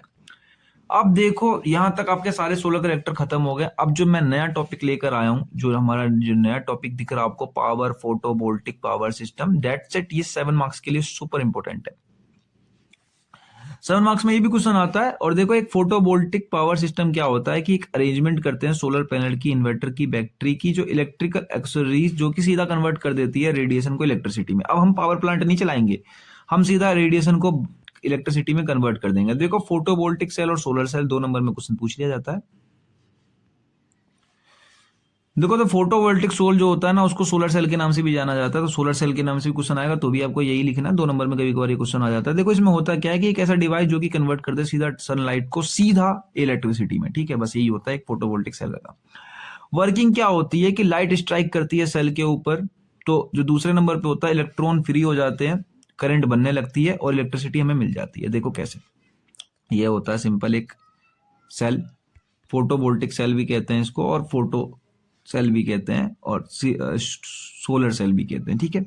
ऊपर इसके पॉजिटिव टाइप सिलिकॉन है, नीचे इसके नेगेटिव टाइप सिलिकॉन है। ऊपर से लाइट पड़ेगी सन की, तो क्या होगा, नेगेटिव वाला ऊपर भागेगा, पॉजिटिव वाला नीचे आएगा, तो इसके उल्टे हमें करंट मिलते हैं। जैसे कि नीचे नेगेटिव था तो पॉजिटिव मिलेगा, यहाँ ऊपर अगर पॉजिटिव है तो ऊपर मिलेगा नेगेटिव। इसके पोल पे उल्टे करंट मिलते हैं, अपोजिट साइड में, अपोजिट डायरेक्शन के, अपोजिट अपोजिट नेचर के। तो ये जो चीज लगी पड़ी है ये एंटी रिफ्लेक्टर कोटिंग कर रखी है कि यहाँ पर कुछ भी आए तो रिफ्लेक्ट ना हो पाए, सीधा एब्जॉर्ब हो जाए, ठीक है, कोटिंग कर रखी है ये वाली। और बाहर जो हमें करंट मिल रही है उससे हम कुछ भी चला रहे हैं या यूज कर रहे हैं उसका सिमिलरली बैटरी की तरह काम कर रही है ये निकिल की प्लेट लगा रखी है हमने। अब देखो working principle of photovoltaic power system, जो कि मैंने बताया आपको कि फोटोवोल्टिक सेल समझ गए आप। अब जो ये वर्किंग प्रिंसिपल है, मतलब पूरा क्वेश्चन 7 मार्क्स में आएगा तो आपको सब कुछ बताना है। तो ये पूरा का पूरा बेस्ड होता है फोटोवोल्टिक इफेक्ट के ऊपर। अब देखो फोटोवोल्टिक इफेक्ट एक ऐसा वर्ड है जो 2 मार्क्स में AKTU के अंदर और पूछ लिया जाता है, फोटोवोल्टिक इफेक्ट कभी कभार। अब देखो फोटोवोल्टिक इफेक्ट क्या होता है, कुछ नहीं है कि जो हम फोटोवोल्टिक इफेक्ट होता है एक प्रोसेस जो कन्वर्ट करता है लाइट एनर्जी को इलेक्ट्रिकल एनर्जी में, और जो फोटोन्स एग्जिट करते हैं इलेक्ट्रॉन्स के नाम में वो सेमीकंडक्टर के अंदर मटेरियल के अंदर होते हैं। सिमिलरली कहूं तो सेमीकंडक्टर मटेरियल के अंदर जो हम फोटोवोल्टिक इफेक्ट यही होता है कि कन्वर्ट करता है लाइट एनर्जी को इलेक्ट्रिकल एनर्जी के अंदर, बस यही होता है फोटोवोल्टिक इफेक्ट। की मटेरियल्स क्या होते हैं इसके कि मोनोक्रिस्टल से बनाए जाते हैं या पॉलीक्रिस्टलाइन सिलिकॉन सब मिलकर बनाए जाते हैं ये, ठीक है। वर्किंग स्टेप क्या है कि सनलाइट जब गिरती है तो वो फोटोन स्ट्राइक करते हैं सेमीकंडक्टर मटेरियल के अंदर और इलेक्ट्रॉन्स को एनर्जी मिल जाती है फ्रीली मूव करने की, इलेक्ट्रिकल चार्ज बनाने की, जिसके कारण जनरेटर या इलेक्ट्रिसिटी डीसी में मिलती है। इन्वर्टर डीसी को एसी में कन्वर्ट कर देता है और पावर सप्लाई देता है पूरे घर के अंदर इलेक्ट्रिकल ग्रिड के अंदर। देखो सोलर पावर प्लांट इसी का कभी बनाओगे आप तो इसके अंदर हम टरबाइन वरबाइन नहीं लगाएंगे, सिंपल ही बनाएंगे। सिंपल कैसे बनेगा, देखो ये हमने लगा रखे छत के ऊपर पैनल, जो इसे आप देखते भी होगे, सोलर पीवी एरेज कहते हैं इसको, जहां से एक तार आ रही होती है जो कि डीसी इंसुलेटर से कन्वर्ट होती है। जो यहां से जो हमें बैटरी मिलती है वो डीसी में मिलती है, उसको हम एसी में कन्वर्ट कर लेते हैं। एसी में कन्वर्ट करने के बाद देखो अब एसी में कन्वर्ट हो चुकी है, उसको घर के मीटर से पास कराते हुए, वैसे घर में तो हम मीटर में पास नहीं कराते हैं, लेकिन अगर आप कहीं पे लगा रहे हो और उसका आपको उसको चार्ज चाहिए, पैसा चाहिए, तो आप उसको एक मीटर से पास कराओगे ताकि आपको रीडिंग मिलती रहे। उसके बाद घर में उसको दे दोगे कंज्यूमर यूनिट, यानी जहां पर आपके कस्टमर या फिर आपके लोग जो कंज्यूम कर रहे हैं उसको घर में दे दोगे आप, जहां पर भी लोग यूज कर रहे हैं, और आप उसका कॉस्ट जोड़ते रहोगे। तो देखो solar PV modules convert sunlight into DC power. Mounting structure जो लगा होता है वो टिल्ट होता है, मैंने आपको बताया था कि इसके जो ये होता है ना, ये जमीन से देखो टिल्ट सा है, एकदम सीधा नहीं होता है, टिल्ट होता है 1 डिग्री पे। क्यों? क्योंकि ताकि हमारी अर्थ भी टिल्ट है तो अच्छी तरीके से सनलाइट सीधी पड़े इसके ऊपर। कन्वर्ट डीसी एसी टू, मतलब डीसी से एसी में कन्वर्ट कर लेते हैं। बैटरी स्टोरेज ऑप्शनल है कि आप लगाना चाहो तो बैटरी लगाओ, अगर नहीं लगाना चाहो तो मत लगाओ, सीधा सप्लाई दे दो। अब देखो जो बैटरी लगाते हैं तो उसको कहते हैं ग्रिड कनेक्शन, ठीक है, कि सॉरी जब बैटरी नहीं लगाते हैं तो उसको कहते हैं ग्रिड कनेक्शन, आपने सीधी सप्लाई दे दी। और अगर जब बैटरी लगाते हैं तो उसको कहते हैं ऑफ ग्रिड पीवी सिस्टम। कभी कभार पेपर में क्वेश्चन पूछ लिया जाता है कि ग्रिड कनेक्शन क्या होता है, ग्रिड कनेक्टेड पीवी सिस्टम क्या होता है, या फिर ऑफ ग्रिड पीवी सिस्टम क्या होता है, 2 मार्क्स में पूछ लिया जाता है। तो सिंपली ये मतलब यही है कि आप क्या यूज कर रहे हो, बैटरी लगा के या बिना लगाए, ठीक है। तो आप होप के समझ में आ गया होगा। कुछ हाइब्रिड्स भी होते हैं जिसके अंदर हम बैटरी भी लगा रहे होते हैं और डायरेक्ट सप्लाई भी दे रहे होते हैं, ठीक है, जिससे हमें क्या होता है कि पावर रुकती नहीं है। हमने बैटरी लगाई, जो स्टोर करी, दिन भर स्टोर हुई है, देन रात को जो है हमने सिंपल बैटरी से पावर ले ली और दिन भर तो हमने नॉर्मल पावर ली थी। कुछ पॉइंट्स हैं, CUF PR। CUF का मतलब यहाँ पे कोफिशिएंट यूटिलाइजेशन फैक्टर कि आप कितना यूज कर रहे हो, और PR का मतलब यहाँ पे कि परफॉर्मेंस रेशियो जो आपकी है। अगर फॉर्मूले आपको याद करना है याद कर लो, वैसे तो न्यूमेरिकल में काम आते हैं बट मैंने लिख दिए थे, फॉर्मूले कुछ नहीं है। Annual energy output divide by plant capacity plus, और ये कांस्टेंट वैल्यू है 8760। Similarly actual output divide by theoretical output multiply by 100, ठीक है। दिन आगे चलते हैं। Advantage of PV solar system 2 marks में पूछ लिया जाता है। पहला तो ये क्लीन एंड रिन्यूएबल एनर्जी होता है, कॉस्ट नहीं लगती, फ्यूल कॉस्ट जो होती है हमारी बच जाती है क्योंकि कुछ बर्न नहीं करना होता, सिंपल मेंटेनेंस होता है और लॉन्ग लाइफ लाइन होती है इसकी, नॉइस फ्री ऑपरेशन होता है और मॉड्यूलर इंस्टॉलेशन करना इसका आसान होता है। डिसएडवांटेज क्या है कि रुक रुक कर पावर आती है, डिपेंड करती है सनलाइट के ऊपर, बहुत ज्यादा इनिशियल कॉस्ट हाई होती है इसकी, लगवाना बहुत महंगा पड़ता है, और एक लैंड एरिया भी चाहिए होता है अगर आपको ज्यादा चाहिए होता है, अगर ज्यादा बड़ा सिस्टम लगाना है। और स्टोरेज जो होती है, एनर्जी स्टोरेज जो सामान खरीद के लाते हैं हम इसका, वो भी बहुत महंगा मिलता है, मतलब कॉस्टली होता है, ठीक है। एप्लीकेशन क्या क्या है, घरों में यूज करा जाता है, कमर्शियल छतों पे यूज करा जाता है, सोलर स्ट्रीट लैंप यूज करते हैं, गलियों के ऊपर जो लैंप जो स्ट्रीट लाइट लगी होती है उनके ऊपर भी होता है, वाटर पंप यूज करते हैं, रिमोट पावर सप्लाई या ईवी चार्जिंग स्टेशन में भी यूज करा जाता है। अब देखो यहाँ पर मैं एक सीरीज लेकर आया हूँ जिसके अंदर 2 मार्क्स के सारे क्वेश्चन इस चैप्टर से पूछे जाने वाले हैं, मतलब जितने भी पूछे गए मैंने सब रख दिए, जो बार बार पूछे जा रहे हैं। क्योंकि इसके अंदर ऐसे ऐसे टॉपिक पूछ लिए जाते हैं जो इसमें सिलेबस में है नहीं, बट रिलेट करते हैं अपने सिलेबस। जैसे कि properties of polycrystalline silicon cell क्या क्या होती है, तो ये 2 बार में पूछा गया, 2 बार से लगातार आ रहा है ये क्वेश्चन, तो मैंने कहा लिख लेते हैं। देखो पहले तो ये सिलिकॉन स्मॉल क्रिस्टल से मिलकर बने हुए होते हैं, ब्लू कलर सरफेस होता है इनका, ताकि इजिली हम पहचान सके कि ये बलिश अपेयर कर रहे हैं कि नहीं। बहुत कम एफिशिएंसी होती है इनकी मोनोक्रिस्टलाइन सेल के मुकाबले देखी जाए तो, और बेटर परफॉर्मेंस करते हैं हाई टेम्परेचर में। रिजिड होते हैं, स्ट्रॉन्ग होते हैं, मॉडरेट स्पेस मतलब कम जगह चाहिए होती है इनको, और लंबे सारे टाइम तक चलते हैं। कुछ प्रॉपर्टीज है, मतलब पढ़ लेना आप, 2 मार्क्स में पूछा जा रहा है क्वेश्चन। दूसरा है हमारा क्वेश्चन डेट इज, जो छोटा है और पूछा जाता है, तो that is solar constant. Solar constant समझाने के लिए तो मैंने बहुत अच्छा डायग्राम भी बना रखा है, समझो। सोलर कांस्टेंट एक ऐसा अमाउंट ऑफ सोलर एनर्जी होती है जो कि एक सरफेस पे स्ट्राइक करती है परपेंडिकुलर टू सन रेज एक पर यूनिट एरिया में एक एवरेज डिस्टेंस के लिए, जो कि सन से दी जाती है। ठीक है, मतलब कि एक तरीके से हमें सोलर कांस्टेंट में आपको डायग्राम क्या समझाता हूं अभी थोड़ी देर में, बट खाली आपको थियोरेटिकली इतनी डेफिनेशन लिखनी थी, जो कि होती है 131,164। अब देखो कैसे। सोलर कांस्टेंट एक ऐसी जगह जहां पर हमने एक लाइन मान ली अर्थ के ऊपर, एटमॉस्फेयर के ऊपर, जहां तक कोई भी सन की रेडिएशन रिफ्लेक्ट नहीं हुई है, मतलब सीधा कांस्टेंट आई अपने पास। ठीक है, ऐसे यहां मान लो अर्थ के ऊपर एटमॉस्फेयर यहां तक सीधी आई, पहली यहां से रिफ्लेक्ट हुई है, उसके बाद तो क्लाउड से टकरा गई, कुछ डायरेक्ट आई, मतलब जहां तक आपकी कुछ भी रिफ्लेक्ट नहीं हुई, कुछ भी नाश नहीं हुआ, आपका पूरा सोलर कांस्टेंट आया, तो वो हमारे अर्थ पे होता है 383 वर per metre square, weber per metre square पे। ठीक है, अब होता है अर्थ से, अर्थ की जो नॉर्मल सरफेस होती है उससे। अब दूसरा आता है सोलर आइसोलेशन। ठीक है, सोलर आइसोलेशन, तो सोलर आइसोलेशन एक अमाउंट ऑफ एनर्जी होती है, जितनी अमाउंट ऑफ हमारा अर्थ जो है रिसीव कर रहा है सन से, ठीक है, जितने भी रेडिएशन रिसीव कर रहा है एक स्पेसिफिक एरिया पे अर्थ सरफेस के, तो वो पीरियड ऑफ टाइम के लिए, जैसे मान लो इतना हमने एब्जॉर्व कर लिया, देखो ये लिख भी रखा है, solar isolation the amount of energy receive by earth, जितना भी हमने रिसीव किया वो सारा का सारा सोलर आइसोलेशन कहलाता है। डायग्राम बना दोगे नंबर ज्यादा मिले। 2 नंबर के क्वेश्चन है, बार बार रिपीट होते रहते हैं, तो मैंने लिख रखा है। दूसरा है सोलर इरेडियंस। सोलर रेडियंस का मतलब सिंपल है कि आप जो सोलर की रेडिएशन है वो किस तरीके से रिसीव कर रहे हो पर यूनिट एरिया, वाट्स पर स्क्वायर के मेजर में करा जाता है इसको। देखो कि सिंपल वही पुराना वाला डायग्राम, कि जो टकरा कर आ रही है वो डिफ्यूज, जो सीधी आ रही है डायरेक्ट, और जो रिफ्लेक्ट होकर आ रही है उसे ग्लोबल। तो इसके 3 नाम है, डायरेक्ट इंडेरेंस हो रहा है हमारे पास, रिफ्यूज हो रहा है और ग्लोबल हो रहा है। ठीक है, अब आता है सन पीक ओवर। सन पीक ओवर भी इंपोर्टेंट है, 2 मार्क्स के लिए पूछा भी जाता है, और एज वेल एज आपको जानना भी जरूरी है, बहुत अच्छी चीज है। देखो सन पीक ओवर ये होता है कि जब सबसे ज्यादा अमाउंट ऑफ एनर्जी हम सोलर से ले रहे होते हैं, टोटल नंबर ऑफ ओवर पूरे दिन के अंदर बहुत कम होते हैं। ठीक है, जो सबसे ज्यादा जो इनफ पावर मिलती है हमें सन से, वो हमें सोलर पावर प्लांट चलाने के लिए चाहिए होती है। तो सबसे ज्यादा जब मिल रही होती है सिर्फ उन्हीं को काउंट करते हैं। देखो ऐसा समझो कि ये वो टाइम होता है जब सबसे ज्यादा इंटेंसिटी के साथ सन जो है हाईएस्ट सोलर पैनल चलाता है अपनी फुल एफिशिएंसी के साथ। ठीक है, तो इंडिया के अंदर 4 से 6 बजे तक, 4 से 6 घंटे जो है ना, बहुत ज्यादा सन की इंटेंसिटी हाई होती है, मतलब सबसे अच्छे तरीके से धूप आती है, ऐसा समझ लो।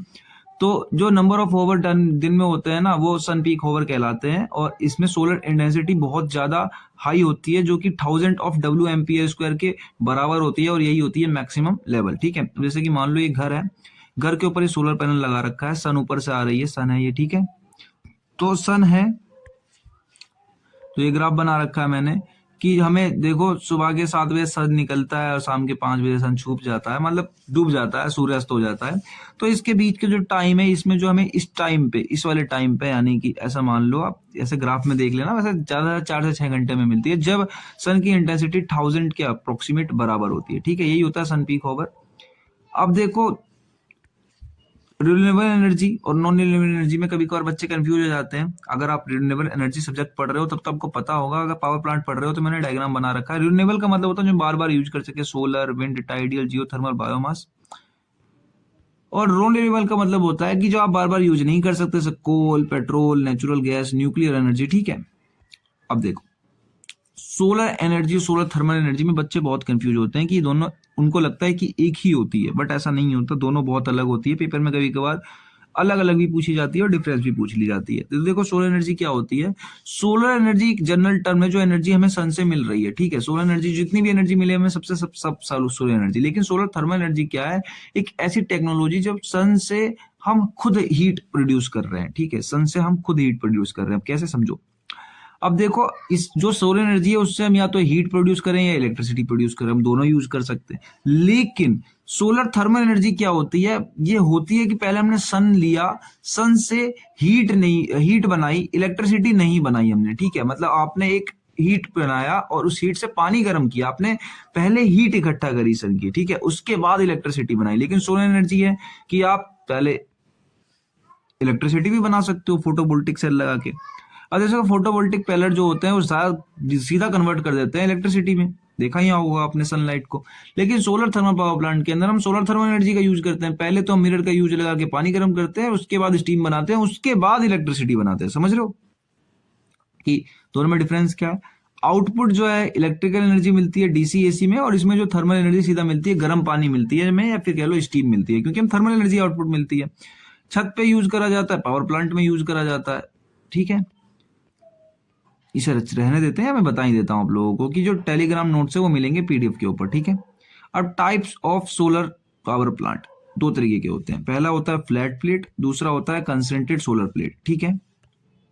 फ्लैट प्लेट के ऊपर भी 7 मार्क्स में क्वेश्चन आता है और कंसंट्रेटेड में भी 7 मार्क्स का क्वेश्चन आता है। इनके टाइप्स भी होते हैं। देखो फ्लैट प्लेट वाला आपने पढ़ लिया है, ये वाला जो है हमने पढ़ लिया है।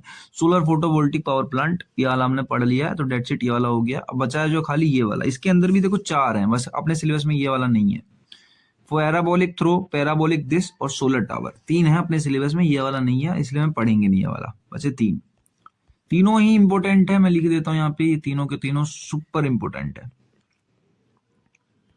मन से पढ़ना। तीनों के तीनों सुपर इंपोर्टेंट है, पेपर में पूछे जाते हैं लगातार। तो देखो सोलर थर्मल पावर प्लांट क्या होता है, उसमें सबसे पहला ही पढ़ने वाले हैं हम solar parabolic solar thermal power plant, जहां पर हम सोलर थर्मल एनर्जी यूज कर रहे हैं।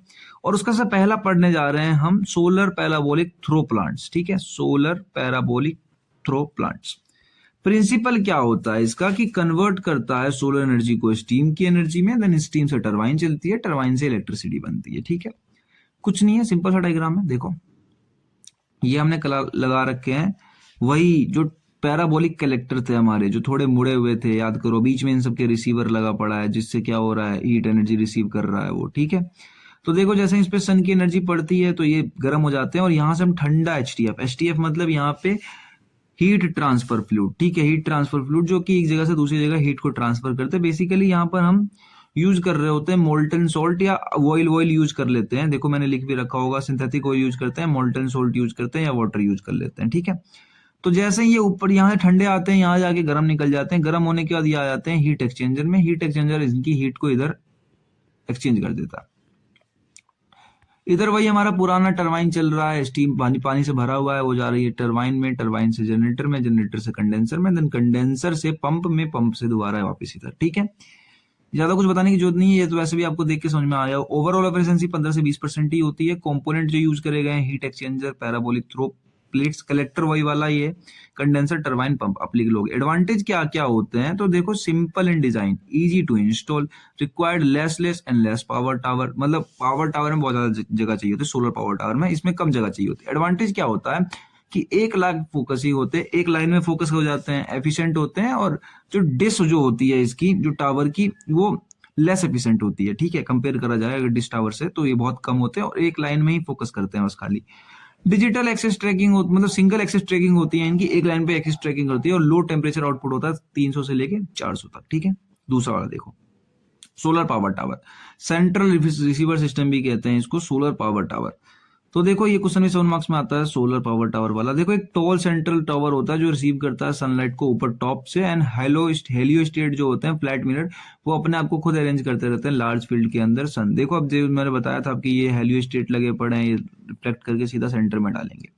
सेंटर में डालेंगे तो यहाँ से हमने 2 वायर निकाल रखी है इस तरीके से, और ये सीधा एचटीएफ जो इसमें रन करेगा, एक हॉट होगा एक कोल्ड होगा। कोल्ड वाला जाएगा नीचे से, हॉट वाला जाएगा ऊपर से, हीट इधर ट्रांसफर कर देगा। जब हीट ट्रांसफर कर देगा तो ये टरबाइन चलेगी, टरबाइन से जनरेटर, जनरेटर से ये कंडेंसर, कंडेंसर से पंप, एंड देन वापस गर्म ठंडे पानी को भेज दिया जाएगा इस हीट एक्सचेंजर के अंदर। ये सिंपल इसकी वर्किंग है, कंपोनेंट आपको सारे पता है। सेंट्रल टर्ब मैंने इसलिए बोला था कलेक्टर मन से पढ़ना, क्योंकि कलेक्टर पे ही सारा कुछ डिपेंड होता है। स्टीम जनरेटर, अगर आपने कलेक्टर ढंग से नहीं पढ़ा तो आप एक बार कलेक्टर को वीडियो पीछे करके जरूर से पढ़ लेना। टरबाइन है, कंडेंसर है, फीड वाटर, ओवरऑल 18 से 23% होती है। ड्यूल एक्सिस पे वर्क करता है। टेम्परेचर 900 से लेके 1200 टेम्परेचर होती है, ठीक है। और यहाँ पर इसी के साथ आपकी जो ये पूरी की पूरी यूनिट 3 हो गई है खत्म। जितने इंपॉर्टेंट क्वेश्चन हो सकते थे मैंने सारे के सारे पढ़ा दिए, और पूरी की पूरी यूनिट नंबर 3 हो गई खत्म। और वन शॉट भी इसी के साथ हो गया खत्म, पावर प्लांट इंजीनियरिंग वाला हमारा। अगर आपको यूनिट नंबर 4 चाहिए कमेंट करके बता देना। वीडियो पसंद आई हो लाइक कर देना, बहुत मेहनत लगती है। कोई भी डाउट हो, कुछ भी हो, कमेंट करके पूछ लो मुझसे, बता दो अगर मुझसे कोई गलती हो गई हो, कोई टॉपिक रह गया हो। और थैंक यू यहाँ तक रुकने के लिए। पीडीएफ चाहिए आप टेलीग्राम पे जाना, टेलीग्राम पे सर्च करना मैक AKTU, टेलीग्राम चैनल मिल जाएगा। अगर नहीं आपको नहीं करना है तो एज वेल एज डिस्क्रिप्शन में लिंक है, आप वहां से भी जा सकते हो। मैं आप लोगों को मिलता हूँ नेक्स्ट यूनिट में, तब तक के लिए कीप लर्निंग।